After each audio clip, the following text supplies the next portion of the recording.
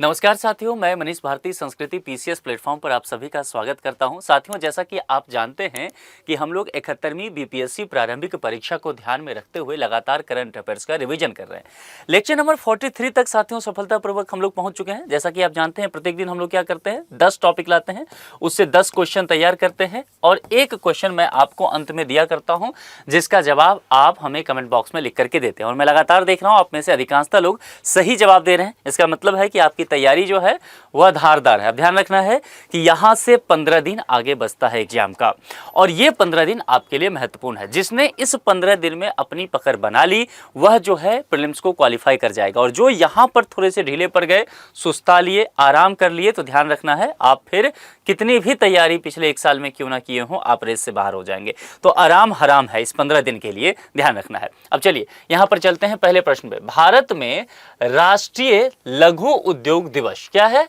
राष्ट्रीय स्तर पर लघु उद्योग, ठीक है। और दिवस कब मनाया जाता है? देखिए, इस तरह का जो प्रश्न होता है ना, वो एवरग्रीन टाइप का प्रश्न होता है पीसीएस एग्जाम के लिए। बीपीएससी का अगर पीवाईक्यू आप 10 साल का देखेंगे तो भतेरे ऐसे प्रश्न आपको मिल जाएंगे, ढेर सारे प्रश्न मिलेंगे। तो जाहिर सी बात है ऐसे टॉपिक को स्किप नहीं करना है। अब यहां पर समझिए क्या लिखा हुआ है, राष्ट्रीय लघु उद्योग दिवस। लघु उद्योग का तात्पर्य क्या होता है साथियों? यदि स्टेटमेंट में दे दे, दिवस पूछ रहे हो एक स्टेटमेंट, यानी कि छोटे व्यवसाय, है ना, छोटे मोटे स्तर के व्यवसाय। जैसे कि देखिए एमएसएमई सेक्टर जो होता है ना, इकोनॉमी में आप लोगों ने पढ़ा होगा, तो मैं बहुत एक्सप्लेन नहीं करूंगा यहाँ।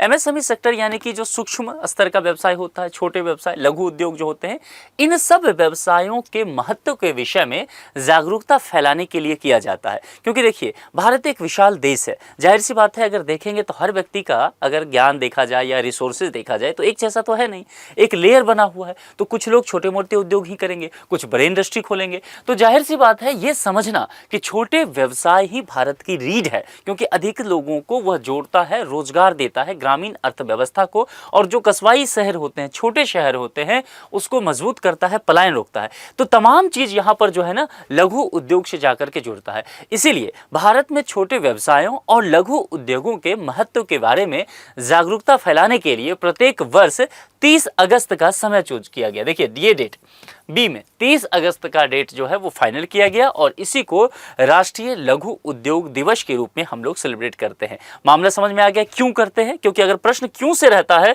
तो फिर आपको ऐसा नहीं है कि आप सोचे कि भाई हमने तो पढ़ा था कि कब होता है, यहाँ तो क्यों पूछ दिया, मोटो पूछ दिया इसका और वो दिक्कत हो गया। तो वो नहीं होना चाहिए। आगे, भारत और जापान के ग्रीन अमोनिया समझौते। अब देखिए यहाँ पर जो है ये IR का टॉपिक है, इंटरनेशनल रिलेशन। अगर आप पिछले 5 वर्ष के करंट अफेयर्स में सही से देखें, जो बीपीएससी में पूछा जाता है करंट अफेयर्स में 30 क्वेश्चन, इसमें से देखना शुरू करेंगे तो आप पाएंगे कि 5 क्वेश्चन तक मैंने देखा है कि लगभग हर बार किसी ना किसी तरह वो IR से जुड़ता जा रहा है, यानी कि इंटरनेशनल रिलेशन। इसीलिए इंटरनेशनल रिलेशन पे ध्यान देना आवश्यक है, और ये इजी होता है, बहुत कठिन नहीं होता है। अब यहां पर कहा गया है भारत और जापान के बीच जो है ग्रीन अमोनिया समझौते में सोजित कॉरपोरेशन की भूमिका क्या है। अब देखिए यहां पर यानी कि इसका रोल क्या है इस समझौता में, जो ये समझौता हुआ है। अब देखिए उत्पादन का है, या फिर ऑफ टेकर और मध्यस्थ का है, या फिर शिपिंग का है, या फिर फाइनेंस को लेकर के है, यानी कि वित्तीय सहायता को लेकर के है। अब देखिए इस कॉरपोरेशन की अगर मदद की बात अगर आप किया जाए ना, तो भारतीय उत्पादक और जापानी उपभोक्ता इसके बीच मध्यस्थ करने का काम, यानी कि मध्यस्थता मतलब समझते हैं, ऐसे समझिए जो ट्रेडिंग कंपनी होता है, आप मामला समझ गए होंगे, तो ट्रेडिंग कंपनी की भूमिका ये कॉर्पोरेशन निभा रही है। तो ये ध्यान रखना है, ऑफ टेकर और मध्यस्थ। लेकिन अगर पूछते कि क्या ये एक ट्रेडिंग कंपनी के रूप में काम कर रही है, तो कहना है हाँ। अच्छा, एक स्टेटमेंट और थे कि किसके बीच में, तो देखिए उत्पादक, 2 चीजें ध्यान रखना है, ये जो उत्पादक होंगे, और एक अगर उत्पादक है तो दूसरा क्या होगा, उपभोक्ता। यहां लिख देता हूं, ठीक है, उपभोक्ता। अब एक बात समझिए, अगर उत्पादक की बात की जाएगी तो वह इंडिया है इसमें, और उपभोक्ता की बात की जाएगी तो वह जापान है। बस इस बात को ध्यान रखना है। तो इनके बीच जो मध्यस्थ करने का काम जो है ये ग्रीन अमोनिया समझौता में, ये ध्यान रखना है, ये इस कॉर्पोरेशन के द्वारा किया जा रहा है। ठीक है, तो ये अगर इतना चीजें आप ध्यान रख लेंगे, और ये इंपॉर्टेंट है, ठीक है, क्योंकि ये ग्रीन अमोनिया चर्चा में रहा है, तो ऐसा ना हो जाए कि आपके माइंड से स्किप कर जाए। और ये चूंकि ये टॉपिक ऐसा है कि IR और इकोनॉमी दोनों से जुड़ता है, इसलिए इसकी संभावना ज्यादा है। गूगल के नए AI इमेज एडिटिंग टूल का आधिकारिक नाम क्या है? ये इंपॉर्टेंट है। आजकल क्या होने लग गया है कि AI की जब बात की जाती है एआई बोले तो आर्टिफिशियल इंटेलिजेंस। तो एआई के माध्यम से आप जानते हैं कि बहुत सारे काम हो रहे हैं। तो उसमें क्या होता है कि पहले आपको तस्वीर बनानी है, ये करना है, एडिटिंग करना है, आजकल क्या करता है एआई के द्वारा ही काम कर जाता है। तमाम जो है उसमें आप इनपुट दे दीजिए, यानी कि आपको इन्फॉर्मेशन डेटा देना है और एआई आपको यहाँ पर जो है इमेज एडिटिंग जो करके दे देगा। तो इसके लिए एक टूल्स होता है, गूगल ने जारी किया है। तो उसमें पूछा गया है कि वो क्या है। तो देखिए गूगल ने अपनी न्यू जनरेशन के लिए कह सकते हैं, यानी कि टेक्नोलॉजी में भी होता है ना कि अलग अलग जनरेशन एक अपडेट होता जाता है ना, जैसे कि 5G 6G ऐसे कह सकते हैं। तो अगली पीढ़ी के लिए यानी कि अगली जनरेशन के लिए एआई जो एडिटिंग टूल है उसको जेमिनी 2.5 फ्लैश इमेज के नाम से लॉन्च किया है। क्या कहा है? Gemini 2.5 flash image. अब देखिए ये एक ऐसा टॉपिक है जो साइंस टेक का आप टॉपिक मानेंगे इसे, है ना, लेकिन क्या इसमें कुछ भी कठिनाई है? ये साइंस का टॉपिक में क्या कठिनाई है? सिर्फ नाम आपसे पूछा गया है तो इसको क्या करना है, 5 स्टार जरा लगाइए और हाईलाइट करके ऊपर से रख दीजिए, क्योंकि एआई इतना चर्चा में रहा है कि अगर ये आता है तो इस तरह के टॉपिक रहेंगे। तो ध्यान दीजिएगा, सिर्फ अगर किसी विकल्प में, मैंने कई जगह देखा है जो टेस्ट सीरीज वगैरह होता है इसमें जेमिनी 2.5 फ्लैश इमेज है, अगर 2.5 है किसी भी विकल्प में और किसी विकल्प में यह है जेमिनी 2.5 फ्लैश इमेज, तो जिसमें पूरा नाम लिखा होगा उसके साथ आपको जाना है। लेकिन यहां ठहर जाइए, अगर कहीं पर कोई विकल्प में और जैसे गूगल नैनो एआई है, गूगल ब्रांड इमेज है, डीप माइंड विजन है और यहां पर लिखा रहेगा जेमिनी 2. फ्लैश या जेमिनी 2.5, तो फिर क्या करना है, इसी के साथ जाना है, मोस्ट सुटेबल के साथ। फिर घबराना नहीं है, अपने आप को एग्जाम में परेशान नहीं कर लेना है कि यार मैं तो ये पढ़ा नहीं था, ये गलत हो गया। तो जो मोस्ट सुटेबल आंसर होगा, अब मैं आपको इसलिए 15 दिन बचा है तो टेक्निक भी सिखा रहा हूं, क्योंकि मेरा टारगेट है कि 10 से 15 क्वेश्चन आप ऐसे करें एग्जाम में, ऐसे 150 में आप देखेंगे 10 से 15 क्वेश्चन होते हैं जिसके लिए नॉलेज नहीं चाहिए, सिर्फ प्रेजेंस ऑफ माइंड चाहिए। आप अगर ठीक से उसको समझ लेंगे, प्रश्न को ठीक से अगर आपने अप्रोच लगा लिया तो आप उस प्रश्न का जवाब ढूंढ ले जाएंगे और 10-15 क्वेश्चन काफी होता है। ठीक है, देखिए गूगल के नए एआई इमेज एडिटिंग टूल का मूल कोड नेम क्या है, यह भी पूछा जा सकता है आपसे। चूंकि अब ये चर्चा में है इसलिए मैंने कहा इससे संबंधित 1-2 क्वेश्चन आप पढ़ ही लीजिए। देखिए आधिकारिक लॉन्च से पहले इस टूल का एक आंतरिक कोड नेम था, ठीक है, और वो कोड नेम होता है क्या ना कि अलग अलग तरह के कोड नेम बनाते हैं ये इंजीनियर्स वगैरह जो कोडिंग करने वाले लोग होते हैं। तो इन्होंने क्या कहा था, ये नैनो केला जो है, हालांकि केला हिंदी में लिखा है लेकिन इसका जो नाम दिया गया था वो मैं आपको बता देता हूँ, नोट कीजिए, ये इंपॉर्टेंट है और बहुत इंटरेस्टिंग भी है। तो ये मतलब केला यानी कि बनाना के जो है वो नाम पे इसको रखा था, तो उसी नाम से ये फेमस हुआ दुनिया भर में, है ना। क्या दिया गया, नैनो बनाना, ये ध्यान रखिएगा, केला नहीं पूछा जाएगा लेकिन हिंदी में अगर दे देता है बीपीएससी रूपांतरित कर दे, इसीलिए मैंने इसमें डलवा दिया है, लेकिन नैनो बनाना के नाम से। उसमें फिर ये फ्लैश विजन के साथ नहीं जाना है, बहुत सारे बच्चे ये गलत कर रहे हैं, फ्लैश विजन के साथ जा रहे हैं, वो नहीं है, ठीक है। ये आंतरिक कोड नेम होता है, पूछा जा सकता है कि मतलब कहना है, अगर स्टेटमेंट रहता है कि क्या ये लॉन्च के बाद था कि नहीं, ये आधिकारिक लॉन्च जो ऑफिशियल लॉन्च हुआ था उससे पहले इस टूल किट का नाम जो है वह एक आंतरिक कोड नेम नैनो बनाना था, यानी कि इंजीनियर्स अपने बीच में इस नाम से इसको पुकारा करते थे। आगे, अंतर्राष्ट्रीय व्हेल शार्क दिवस हर साल कब मनाया जाता है, इसको क्या करना है, ऐसे लिखिए 5 स्टार और प्लस डालिए। क्यों कह रहा हूं, यहां पर व्हेल शार्क दिवस के विषय में कहा जा रहा है, ठीक है, ये काफी चर्चा में रहा है, इन्वायरमेंट से जुड़ा हुआ टॉपिक है, इंटरनेशनल लेवल की बात की जा रही है और बायोडाइवर्सिटी की यहां पर बातें की जा रही है, तो ये ध्यान रखिएगा। देखिए अंतर्राष्ट्रीय स्तर पर व्हेल शार्क दिवस प्रतिवर्ष जो है 30 अगस्त को मनाया जाता है। अब यहां पर आपको सिर्फ इसका जवाब नहीं ढूंढना है, 30 अगस्त ठीक है, लेकिन इससे आगे चीजें जानना है। अब आगे जानना क्या है कि देखिए ये जो व्हेल शार्क होता है ना, क्यों, क्योंकि आपसे पक्का यहां पर लिख के ले लीजिए, अगर ये प्रश्न आता है तो ये पूछा जाएगा कि क्यों सेलिब्रेट करते हैं, इतना चर्चा में रहा है। तो ये जो स्पीसीज है, ये जो प्रजाति है, इस प्रजाति के संरक्षण के लिए, किस चीज के लिए, संरक्षण के लिए, तो ध्यान रखना है इसके संरक्षण के लिए और इस प्रजाति के लिए जागरूकता कैसे लोगों के बीच पैदा हो सके, इन सब कामों के लिए यह किया गया। तो जागरूकता भी लिख दीजिए। आजकल क्या हो रहा है, समुद्र में मछली मारने और ये सब करने के बीच में क्या हो रहा है, बहुत सारे कचरा वगैरह समुद्र में फेंका जा रहा है, तो आप देखते होंगे कि व्हेल शार्क जो है ये इसकी संतति काफ़ी मिटती जा रही है और बहुत सारे शिकार कर लिए जा रहे हैं, इस वजह से प्रॉब्लम हो गया है। तो हमारे बायोडाइवर्सिटी को इससे प्रॉब्लम हो सकता है, इसलिए यहाँ सेलिब्रेट किया जाता है। हाल ही में कनाडा में भारत का नया उच्चायुक्त किसे नियुक्त किया गया है, एकदम मोस्ट इंपॉर्टेंट 5 स्टार।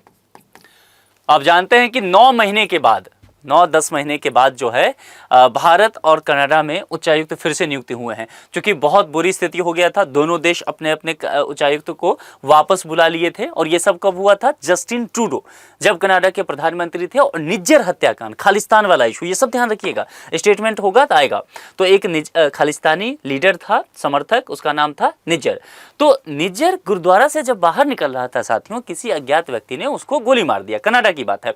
अब जस्टिन ट्रूडो उस वक्त प्रधानमंत्री थे, ठीक है। उन्होंने आरोप लगाया भारत पर कि भारतीय एम्बेसी में जो उस वक्त दूतावास में उच्चायुक्त थे वो इन्वॉल्व हैं। बाद में आपने अगर वॉशिंगटन पोस्ट को फॉलो करते हैं, चूंकि मैं न्यूज़पेपर वो पढ़ता हूं, तो वॉशिंगटन पोस्ट ने एक आर्टिकल लिखा और उस आर्टिकल में ये कहा गया कि भारत के केंद्रीय गृह मंत्री अमित शाह भी इन्वॉल्व हैं। उसके बाद स्थिति बहुत ज़्यादा खराब हो गया। जस्टिन ट्रूडो जो उस वक्त प्रधानमंत्री थे, कनाडा के पार्लियामेंट में खड़े होकर के भारत पर बेबुनियाद आरोप लगाए, सीधे तौर पर भारत सरकार पर, कि आपने हमारे नागरिक को यहाँ पर मरवाया है। भारत ने कहा कि भाई सबूत दीजिए, वो सब नहीं था। उसके बाद स्थिति बहुत खराब हो गया। दोनों देशों ने अपने उच्चायुक्त को बुला लिया, यानी कि संबंध खराब हो गए भारत और कनाडा के बीच में।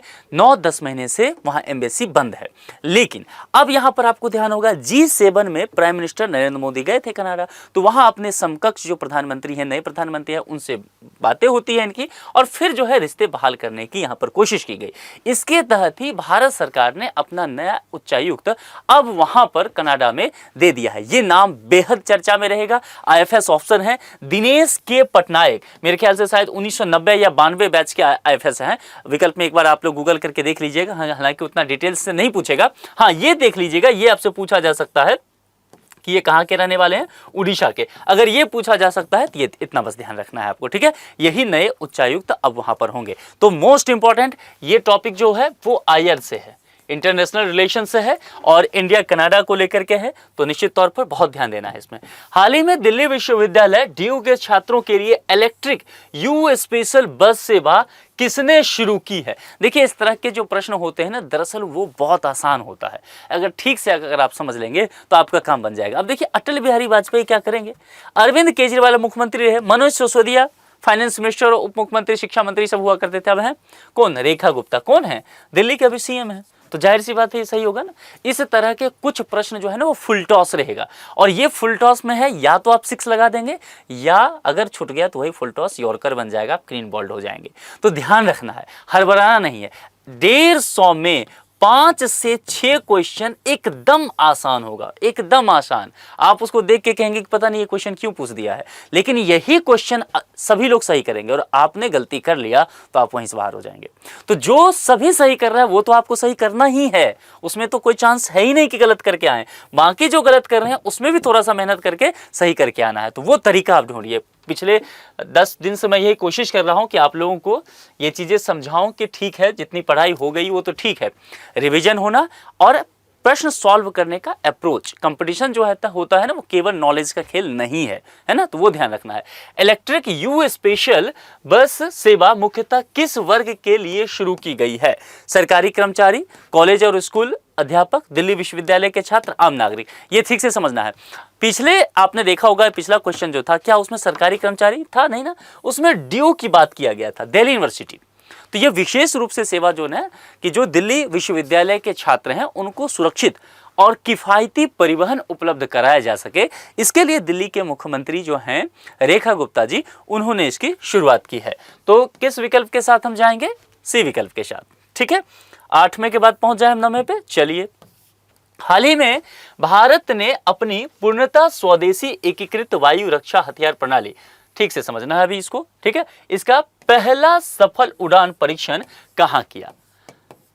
ध्यान से, आपसे लोकेशन पूछा गया है। इतना चीज अगर ना भी दिमाग में आए प्रश्न से, लेकिन जरा भी इसको पढ़ा हो एग्जाम हॉल में, तो सोचना है, दिमाग को बताना है कि बस लोकेशन ढूंढ लो, ये सब छोड़ दो, ये सब पूछा ही नहीं गया, वो इन्फॉर्मेशन है आपके लिए, है ना। देखिए आप पूछा क्या गया है, पूर्णतः स्वदेशी। तो जाहिर सी बात है, हमने अपने स्वदेशी स्तर पर इसका निर्माण किया है, भारत में इस तकनीक का निर्माण किया गया है, तो ये इंपॉर्टेंट होगा, है ना। एकीकृत वायु रक्षा हथियार प्रणाली को लेकर के बात किया गया, ये पहला है, इसलिए इंपॉर्टेंट है। सफल उड़ान परीक्षण कहां किया गया? अब हम लोकेशन पर यहां पर पहुंच जाते हैं।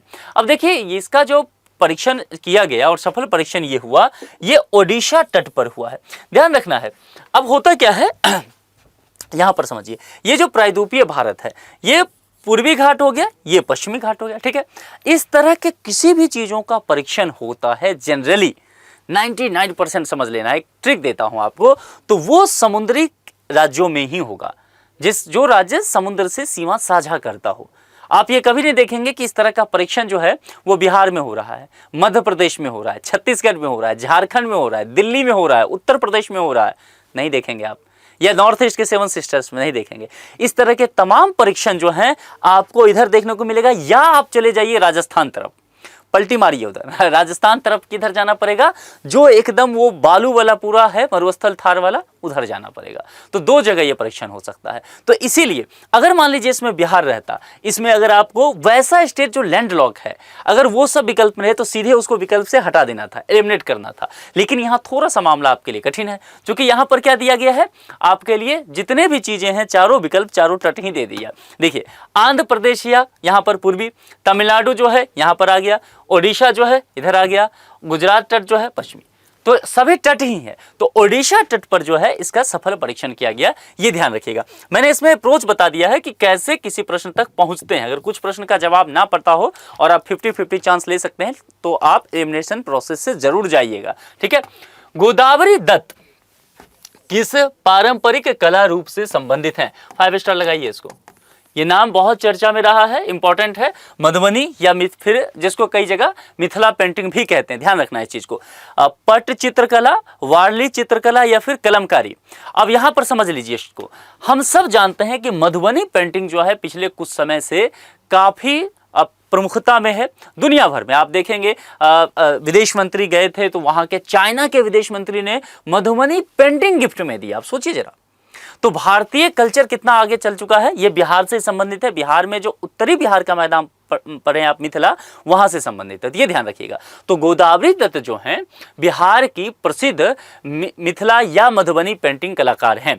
कई बार इसको जनरली इसको मधुबनी पेंटिंग ही कहना चाहिए, ठीक है, क्योंकि जीआई टैग वगैरह मधुबनी पेंटिंग के नाम से मिला है। लेकिन चूंकि वो मिथिला का क्षेत्र है और मिथिला के क्षेत्र में सांस्कृतिक महत्व मिथिला का काफी ज्यादा हो जाता है, इस वजह से पॉपुलर वे में इसको मिथिला पेंटिंग भी कह दिया जाता है। तो बुरा नहीं मानना है, एग्जाम में जो भी विकल्प रहे मधुबनी पेंटिंग या मिथिला पेंटिंग, आपको उसके आधार पर जाना है। ये बात समझ में आ गया। अब इनकी कला जो है अंतर्राष्ट्रीय स्तर पर भी सराही गई है, किनकी? गोदावरी दत्त की। बहुत सारे जो इन्होंने मधुबनी पेंटिंग बनाए हैं अंतर्राष्ट्रीय स्तर पर सुर्खियां बटोरी है। तो ये ध्यान देना है, बहुत ज्यादा इंपॉर्टेंट टॉपिक है, मैं बार बार कह रहा हूं ये, ठीक है। ए विकल्प के साथ जाइएगा और थोड़ा सा मधुबनी पेंटिंग के बारे में थोड़ा सा और पढ़ लीजिएगा। क्या पढ़ लेना है, जैसे कि किन्हीं को अगर पद्मश्री मिला हो, पद्म भूषण विभूषण इस तरह की चीज़ें मिला हो, जो सिविलियंस अवार्ड्स होते हैं, तो वो जरूर पढ़िएगा, क्योंकि यहाँ से टॉपिक वो भी आपसे पूछा जा सकता है। वैसे मैं आगे लेक्चर में शेयर कर दूंगा उसे भी। मुस्लिम सत्ता के आगमन के बाद बिहार का पहला प्रमुख मुस्लिम शासक कौन था? नाम पूछा गया है कुतुबुद्दीन ऐबक, इल्तुतमिश, बख्तियार खिलजी, अलाउद्दीन खिलजी। ये 4 विकल्प में से जो भी आपको सही लगता है कमेंट बॉक्स में लिख करके बताइए। ये पहले पीसीएस में पूछा जा चुका है, तो अगर इस प्रश्न का जवाब ना भी पता हो तो ढूंढ लेना है, ठीक है, क्योंकि इस तरह के प्रश्न आपसे पूछे जा सकते हैं। बीपीएससी में 10 से 15 प्रश्न या 20 कह लीजिए, सही से देखेंगे तो 20 प्रश्न तक रिपीट होता है। अगर आप 10 साल का सही से तैयार कर लिए, जिनका भी 10 साल का करंट वो ना तैयार हो पीआईक्यू, 15 दिन समय है, बैठिए 15 दिन का क्वेश्चन पेपर निकालिए, 150 क्वेश्चन है, 10 साल का निकाल देना है, 1500 टॉपिक क्लियर आपका।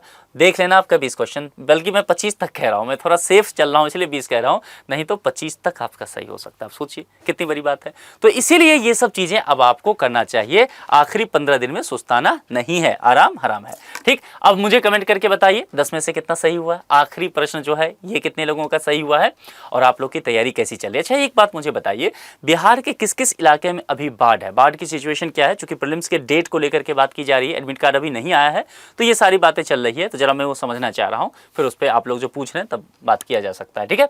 तो जुड़ने के लिए आप सभी का बहुत बहुत शुक्रिया, थैंक यू सो मच।